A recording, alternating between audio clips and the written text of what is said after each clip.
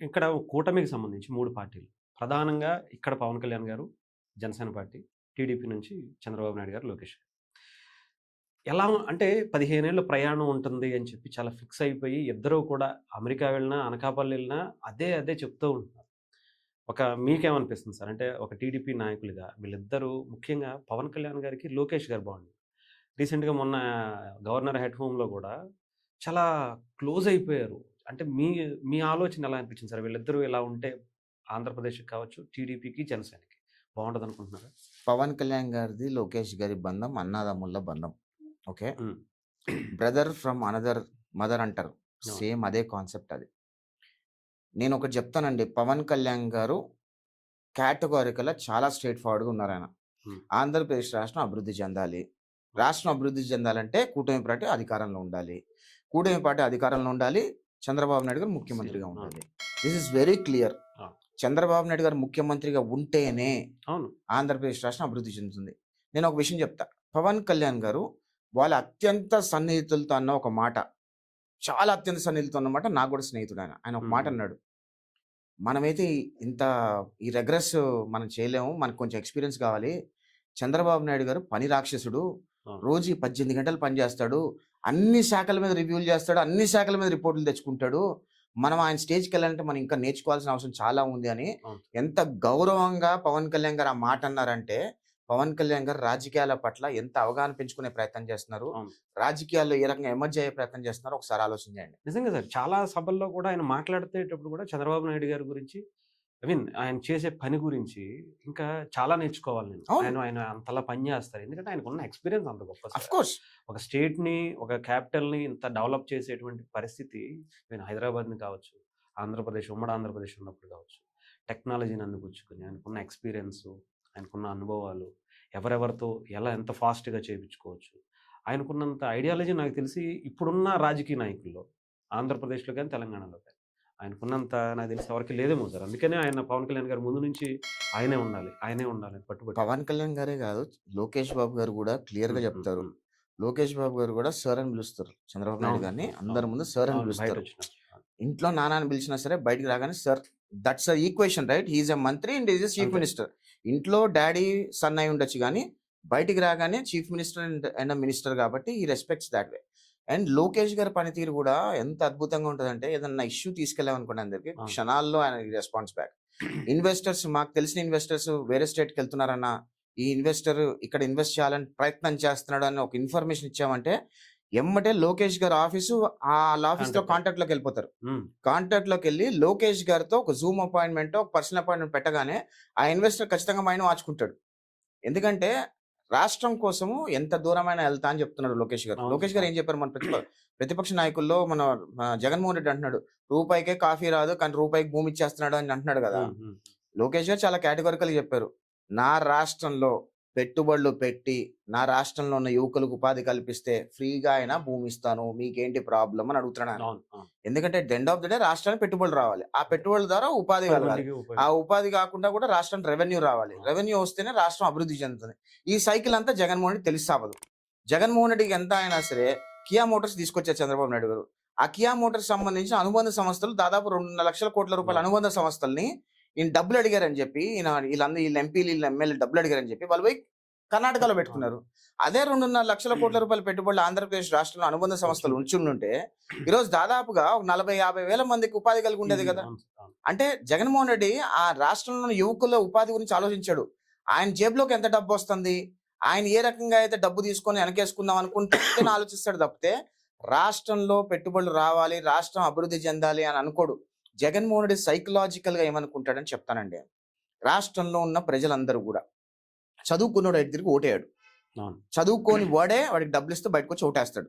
So, Jagan Reddy ఏమనుకుంటాడంటే, ఈ ఎవరైతే లో ప్రొఫైల్స్‌లో ఉన్నారో, ఎవరైతే చదువుకోని వాళ్ళు, ఎవరైతే ఇంకా కూలీ నాలి చేసి బతుకుతున్నారో, వాళ్ళు ఇంకా ఆ స్టేజ్‌లోనే ఉండాలనుకుంటాడు. ఉండిపోవాలి. అలాగే ఉండిపోవాలి. ఎందుకు వాళ్ళు ఆ స్టేజ్‌లో ఎందుకు ఉండిపోవాలనుకుంటాడంటే జగన్మోహన్ రెడ్డి, ఈయన ఇచ్చే డబ్బుల మీదనే ఆళ్ళు ఆధారపడాలి. పథకాల మీద ఆ! ఆశపడి. ఓటికి రూ. 5,000 రూ. 2,000 ఇస్తాడు. ఓటికి రూ. 5,000 రూ. 2,000 వస్తే ఎంత రోజుకి రూ. 20 అన్నమాట. ఆ అవును. రోజుకి రూ. 20 ఇచ్చి, ఆ ఓటుని కొనేసుకుంటే, శాశ్వతంగా అధికారంలో ఉంటాం గదా! అని జెప్పి, అవును. రాష్ట్రం మీద అప్పులు జేసి, ఈ పథకాలన్నీ ఇచ్చి, ఆ పథకాలు ఇవ్వటంలో కూడా రాష్ట్రం మీద ₹100 అప్పు చేస్తే, ₹80 మింగేసి ₹20 పథకాల రూపంలో ఇచ్చాడు. అంత అవినీతి చేశాడు జగన్మోహన్ రెడ్డి. అదే కాకుండా కూడా జగన్మోహన్ రెడ్డి ఎప్పుడు కూడా చదువుకున్న వాళ్ళని నమ్ముకోడండి. చదువుకున్న వాళ్ళకి ఏదైనా చేస్తే గనక వాళ్ళు మళ్ళీ మనకి ఏకమేకే కూర్చుంటారు. మన అవినీతి మొత్తం వాళ్ళు తెలుసుకుంటే గనక మనకు ఓటేయరు అనే ఉద్దేశంతో రాష్ట్రం డెవలప్ చేయాలనుకోడు. ఎందుకంటే రాష్ట్రం డెవలప్ చేసి చదువుకున్న వాళ్ళు వస్తారు. చదువుకున్న ఎంటర్‌ప్రెన్యూర్స్ అందరూ ఎక్స్‌పాన్షన్ అవుతారు. ఇప్పుడు ఆ రోజు సైబరాబాద్ అనే సిటీని సృష్టించినప్పుడు రాజశేఖర్ రెడ్డి వీళ్ళందరూ కూడా నాదెళ్ల భాస్కర్, రాజశేఖర్ రెడ్డి అందరూ నవ్వారు. ఏం చేస్తారు కంప్యూటర్‌లో కూళ్ళు పెడతాయా? 6 లైన్ 12 లైన్ రోడ్లేస్తే ఏం చంద్రబాబు నాయుడు ఒక కాలు ఇక్కడ పెట్టుకొని, ఒక కాలు అక్కడ పెట్టుకొని పడుకుంటాడా? అని ఈ రకంగా మాట్లాడారు. ఈ రోజు airport outer ring road 6 line గాని, 4 లైన్ గాని అవి ఆ రోడ్లు కూడా సరిపోవట్లే ఈ రోజు. అంటే దూరదృష్టితో 40 సంవత్సరాల దృష్టిలో లైఫ్ ఆలోచించి ఆయన చేసిన ప్రణాళిక ఈ రోజుకి కూడా ఈ రోజు ఇంత ఉంటే నెక్స్ట్ 40 ఇయర్స్‌కి సరిపోవు. అంటే నెక్స్ట్ 100 ఇయర్స్ విజన్ చేయాలి. నెక్స్ట్ 100 ఇయర్స్ విజన్ చేసి ఈరోజు అమరావతిని కట్టారు. అమరావతిని కడితే జగన్మోహన్ రెడ్డి వచ్చి అమరావతిని కూల్చేశాడు. మళ్ళీ ఈరోజు స్క్రాచ్ నుంచి కట్టాల్సి వస్తుంది. ఖచ్చితంగా ఈరోజు ఆంధ్రప్రదేశ్ రాష్ట్ర ప్రజలందరూ కూడా గర్వించదగ్గ రాజధాని చంద్రబాబు నాయుడు గారు కట్టబోతున్నారు. చరిత్రలో అమరావతి నిలిచిపోబోతుంది. నేను ఇంకొక స్టేట్మెంట్ కూడా చెప్తున్నా. రాబోయే రోజుల్లో భారతదేశానికి క్యాపిటల్ అమరావతిగా మారినా ఆశ్చర్యపోవాల్సిన అవసరం లేదు. ఎందుకంటే ఈరోజు ఢిల్లీలో ఫుల్లీ పొల్యూటెడ్, అమరావతి కూడా గ్రీన్ క్యాపిటల్ గా తీర్చిదిద్దుతున్నారు. క్యాపిటల్ సిటీలో ఎక్కడా కూడా పొల్యూషన్ లేకుండా ఓన్లీ ఈవీస్, ఓన్లీ ఆ రకంగానే డిజైన్ చేస్తున్నారు. గ్రీన్ క్యాపిటల్ గా అమరావతి ఉండబోతుంది. భారతదేశ క్యాపిటల్ అమరావతి అయినా ఆశ్చర్యపోవాల్సిన అవసరం లేదు. చాలా మంది సెకండ్ క్యాపిటల్ అని కూడా ఫస్ట్ దీన్ని ప్రపోజల్ కూడా పెడుతున్నట్టుగా కనిపిస్తుంది. సో డెఫినెట్ గా అయితే మాత్రం ఇంకా అంతకన్నా అదృష్టమే ఉంటుంది సార్ ఇంకా చూడాలి. సో ఏదేమైనా కానీ ఈ 15 ఏళ్ల కూటమి బంధం ఇలాగే డెఫినెట్ గా ఉంటది. ఇంకా ముందుకు వెళ్తదని కాన్ఫిడెంట్ గా ఉన్నారా? టీడీపీకి సంబంధించి 100% కాన్ఫిడెంట్ ఉంటామండి. జగన్మోహన్ రెడ్డిని అధికారంలోకి రానిచ్చే ప్రసక్తి లేదు. చదువుకున్న వాళ్ళందరూ రియలైజ్ అయ్యారు. ఈరోజు భారతదేశంలో India is still a developing country అంటానికి ఎడ్యుకేటెడ్ ఓటర్స్ ఓట్ వేయకపోవటమే కారణం. ఎప్పుడైతే ఎడ్యుకేటెడ్ ఓటర్స్ బయటకు వచ్చి ఓట్లు వేస్తారో India will be a developed country. That is very clear. ఎందుకంటే ఎడ్యుకేటెడ్ చదువుకున్నాడు బయటకు వచ్చి ఓటేస్తే ఎవరు మంచి నాయకుడు, ఎవడు చదువుకున్నాడు పోటీ చేస్తాడని ఆలోచించి వాళ్ళకి ఓట్లేస్తారు. అదే చదువుకొని వాళ్ళు ఏం చేస్తారు, డబ్బులు తీసుకుని ఎవడు కోటేయమంటే ఆడికి వేసేస్తారు. సింపుల్, అదే లాజిక్. అందుకనే 2024 ఎలక్షన్స్ లో చదువుకున్న వాళ్ళందరూ కూడా ఆంధ్రప్రదేశ్ రాష్ట్రంలో స్థిరపడ్డ వాళ్ళు, రాష్ట్రంలో పుట్టిన వాళ్ళు, రాష్ట్రాన్ని అభిమానించే వాళ్ళందరూ కూడా 2019 నుంచి 2024 వరకు జగన్మోహన్ రెడ్డి రాష్ట్రాన్ని ఏ రకంగా సర్వనాశనం చేసి 40 ఏళ్ళు వెనక్కి తీసుకెళ్లాడో అవంతా కూడా ప్రజలందరూ రియలైజ్ అయ్యి దేశ విదేశాల నుంచి, రాష్ట్రాల నుంచి ఆంధ్రప్రదేశ్ రాష్ట్రానికి వచ్చి ఓట్లేస్తే జగన్మోహన్ రెడ్డి 11 సీట్లకు పరిమితమయ్యాడు. ఖచ్చితంగా ఆంధ్రప్రదేశ్ రాష్ట్రంలో ఇది రిపీట్ అవ్వబోతుంది. ఎందుకంటే రాష్ట్రాన్ని ఇంకొకసారి జగన్మోహన్ రెడ్డి పరిపాలించే ఆలోచన కానీ, అది వాళ్ళ చేతిలో పెట్టే ఆలోచన కానీ రాష్ట్ర ప్రజలకు లేదు. ఖచ్చితంగా కూటమి ప్రభుత్వం ఇంకొక 15 ఏళ్ళు అధికారంలో ఉండాలి, ఉంటుంది. అప్పుడే రాష్ట్రం బాగుపడుతుంది, రాష్ట్ర రాజధాని పూర్తవుతుంది, రాష్ట్రంలో ఎంప్లాయ్మెంట్, ఇన్వెస్ట్మెంట్స్ అన్నీ వస్తాయి. రాష్ట్రం టాప్ 3 స్టేట్స్ గా ఉండాలి. భారతదేశంలో టాప్ 3 స్టేట్స్ లో ఉండాలి ఆంధ్రప్రదేశ్ రాష్ట్రం అంటే ఖచ్చితంగా కూటమి ప్రభుత్వం 15 సంవత్సరాల అధికారంలో ఉండి రాష్ట్రానికి పెట్టుబడులు ఆకర్షించి, రాష్ట్రంలో పెట్టుబడుల ద్వారా నిరుద్యోగులకు ఉపాధి కల్పించి, దాని ద్వారా రెవెన్యూ జనరేట్ చేసి, రాష్ట్రాన్ని అభివృద్ధి చేసి, ఊర్లను అభివృద్ధి చేసి, అదేవిధంగా ఈరోజు ఎడ్యుకేటెడ్ పీపుల్ అందరూ కూడా రాజకీయాల్లోకి రావాల్సిన అవసరం ఉంది. ఎందుకంటే ఎడ్యుకేటెడ్ పీపుల్ రాజకీయాల్లోకి వస్తే వాళ్ళకు విజన్ ఉంటుంది. వాళ్ళ నియోజకవర్గాలు ఏ రకంగా డెవలప్ చేసుకోవాలనుకుంటారు, వాళ్ళ రాష్ట్రాన్ని ఏ రకంగా డెవలప్ చేసుకోవాలనుకుంటారు. దాని ద్వారా దేశం కూడా డెవలప్ అవుతుందని నేను గట్టిగా బలంగా ఆలోచిస్తా, బలంగా నమ్ముతా కూడా. ఎన్ఆర్ఐలు కూడా చదువుకున్న ఎన్ఆర్ఐలు ఎవరైతే విదేశాల్లో స్థిరపడ్డారో, ఎవరైతే ఇంకా కంట్రీ సిటిజన్షిప్స్ తీసుకోలేదో వాళ్ళందరూ కూడా భారతదేశానికి వచ్చి వాళ్ళ నియోజకవర్గాల్లో వాళ్ళు పోటీ చేసి వాళ్ళ నియోజకవర్గాల్లో పుట్టిన గడ్డని డెవలప్ చేసుకునే ప్రయత్నం వాళ్ళు చేయాల్సిన అవసరం ఉంది అని నేను నమ్ముతా. అంటే మీరు కూడా ఏమన్నా ఆ ప్రపోజల్లో ఉన్నారా? 2029కి ఏమన్నా కాన్స్టిట్యున్సీలో నిలబడాలనే ఆలోచన? తప్పకుండా లోకేష్ గారు మాకు ఛాన్స్ ఇస్తే, చంద్రబాబు నాయుడు గారు ఛాన్స్ ఇస్తే తప్పకుండా పోటీ చేస్తా. దానిలో ఎటువంటి సంకేతం లేదు. ఎందుకంటే మాకు సబ్జెక్ట్ ఉంది, మనం మాట్లాడగలుగుతాము. మనకి మొత్తం భౌగోళికంగా ఆంధ్రప్రదేశ్ రాష్ట్రం మీద ఒక పట్టు ఉంది. రాష్ట్రంలో ఎన్ని ప్రాజెక్టులు ఉన్నాయి, ఎన్ని నియోజకవర్గాలు ఉన్నాయి, నియోజకవర్గాల్లో ఎటువంటి సమస్యలు ఉన్నాయి, అన్నీ కూడా బ్యాక్ ఎండ్లో ఉండి చూసాము. ఖచ్చితంగా ఆపర్చునిటీ వస్తే 100% పోటీ చేస్తా. దానిలో ఎటువంటి నేను పోటీ చేయనని నేను చెప్పను. చంద్రబాబు నాయుడు గారి ఆశీస్సులు, లోకేష్ గారి ఆశీస్సులు ఉంటే కనుక ఖచ్చితంగా టికెట్ వస్తే 100% పోటీ చేస్తా. Right sir, all the best. తప్పకుండా మీలాంటి వాళ్ళు డెఫినెట్గా పోటీ చేసి, అంటే అవకాశం ఉంటే డెఫినెట్గా ట్రై చేయండి. ఎందుకంటే మీలాంటి వాళ్ళు రావాలి. ఎన్ఆర్ఐలు ముఖ్యంగా వచ్చి ఇక్కడికి వచ్చి మీరు ఇక్కడ పరిపాలించే విధానం డెఫినెట్‌గా చేంజ్ అవుతుంది. డెఫినెట్‌గా. ఎందుకంటే మేము ప్రజలు చాలా చూసాం. అవును. అమెరికా చూసాం. నేను దాదాపు 16 దేశాలు తిరిగా. అవును.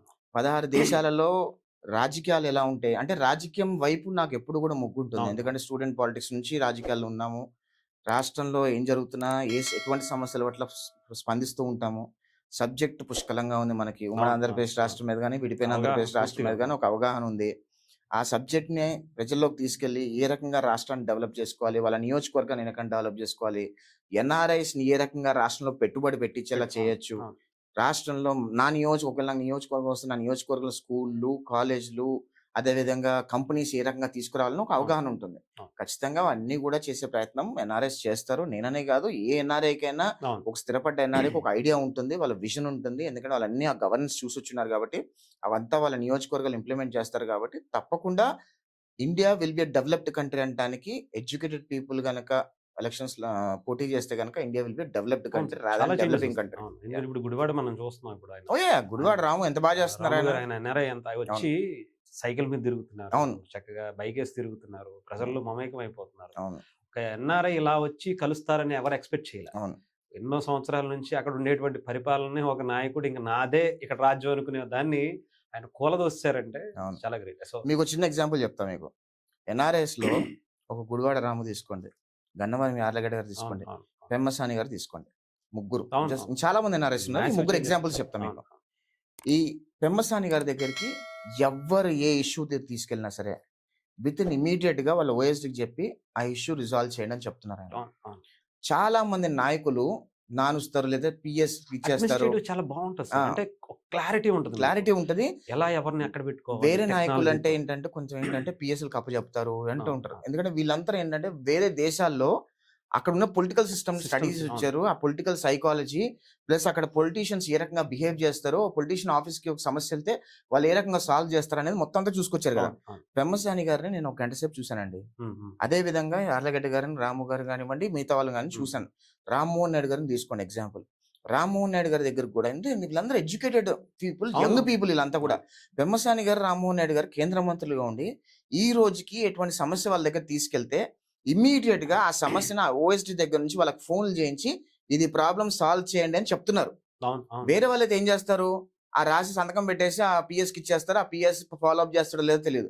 అదే ఎమ్మెల్యే, అదే కేంద్ర మంత్రి ఆయన ఫోన్ చేశాడంటే ఖచ్చితంగా సాల్వ్ అవుతుంది కదా! అవును. ఈరోజు రాము గారు కూడా అదే చేస్తున్నారు. యార్లగడ్డ గారు కూడా అదే చేస్తున్నారు. అవును. ఆ రకంగా నాయకులు చదువుకున్న వాళ్ళు ఎందుకంటే లోకేష్ గారు లాంటి వాళ్ళు వాళ్ళ స్థాయిలో వాళ్ళు అవును చేసేస్తారు. సార్. అది అవును. ఇష్యూ కాదు. ఎందుకంటే వాళ్ళ అందరికంటే పెద్ద స్థాయి వాళ్ళది. కానీ కింద స్థాయిలో ఎమ్మెల్యేల స్థాయిలో, మంత్రుల స్థాయిలో ఉన్న వాళ్ళందరూ కూడా ఆ రకంగా గవర్నెన్స్‌ని గనుక ముందుకు పరుగులు అవును. పెట్టిస్తే సమస్యలనేవి over a period of time చాలా సబ్సిడైజ్ అయిపోతాయి. అవును. అండ్ రాష్ట్రం విల్ బి ఫుల్లీ హ్యాపీ. అవును సార్. ఖచ్చితంగా రాష్ట్ర ప్రజలు అంటే కూడా సంతోషంగా రామ్మోహన్ ఉంటారు. నాయుడు గారి గురించి మీరు మాట్లాడినప్పుడు అంటే వేరే ఎవరన్నా అయితే నాకుండి ఉంటే నాకు తెలిసి ఆయన ఒక యంగ్ మినిస్టర్‌గా ఉన్నారు. Very young. ఆయనకొచ్చిన ఇష్యూస్, ఆయన మీద పడిన ఇష్యూస్ ఇంకొకళ్ళు ఎవరన్నా అయితే నాకు తెలిసి అస్ తట్టుకోపోయేవాళ్ళు. అసలు అంత అంతెందుకు చిన్న ఏజ్‌లో ఆయన అంతలా హ్యాండిల్ చేశారేమో అనిపించింది. ఎయిర్ ఇండియా ఇష్యూ తీసుకోండి. వేరే ఏ కేంద్ర మంత్రి ఉన్న ఎయిర్ ఇండియా ఇష్యూ మీద అవును. వాళ్ళు ప్రెస్ ముందుకొచ్చేవాళ్ళు కూడా కాదు.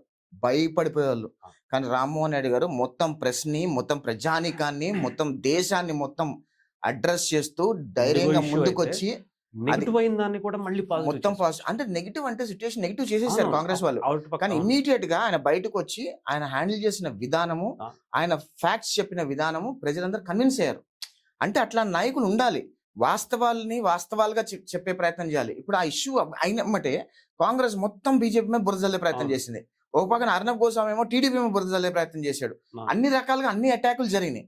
అన్ని అటాకులు జరిగినా సరే రామ్మోహన్ రెడ్డి గారు బయటకొచ్చి ఆ ఇష్యూని కరెక్ట్‌గా హ్యాండిల్ చేసిన విధానం వల్ల అవును. అవన్నీ సబ్సిడైజ్ అయిపోయినాయి. దాని గురించి ఎవడు మాట్లాడతలా.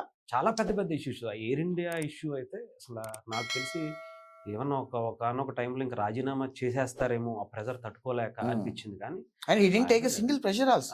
నిజంగా చాలా చాలా చాలా బోల్డ్‌గా అంటే కామ్‌గా ఒక ఒక 40 ఇయర్స్ ఎక్స్‌పీరియన్స్ ఉన్న అవును. పొలిటీషియన్ లాగా ఆయన హ్యాండిల్ చేసిన పండిపోయినంత విధానము అవును. టూ గుడ్ అనిపించింది నాకు. అంటే యంగ్ పొలిటీషియన్స్ రాజకీయాల్లో ఉంటే ఇది జరుగుతుంది అనటానికి అవును. చాలా బెస్ట్ ఎగ్జాంపుల్స్ పెమ్మసాని గారు గాని, అవును. రామ్మోహన్ నాయుడు గారు గాని, ఇక వేరే వాళ్ళు ఎవరైనా సరే. ఎందుకంటే లోకేష్ గారి నాయకత్వంలో రాబోయే ఎలక్షన్స్‌లో యంగ్ రైట్. డైనమిక్ లీడర్స్ అనేవాళ్ళు పోటీ చేస్తారని ఒక అవును. నమ్మకము ఆయన ఇస్తున్న ఫిల్లర్స్ అయితే ఉన్నాయి. ఖచ్చితంగా ఆయన ఏమనుకుంటున్నాడంటే 170 నియోజకవర్గాలు రేపు 240 అయినా సరే దానిలో 60% యంగ్స్టర్స్ ఉండాలి అని లోకేష్ గారు అనుకుంటున్నారు. డెఫినెట్గా సార్ చాలా చేంజెస్ వస్తాయి. Yeah. Thank you sir, thank you. Thank you. మీకు కూడా all the best. Thank you. తప్పకుండా ఒక మంచి అవకాశం లోకేష్ గారి నుంచి వస్తుందని అయితే కోరుకుందాం. Thank you sir. Thank you.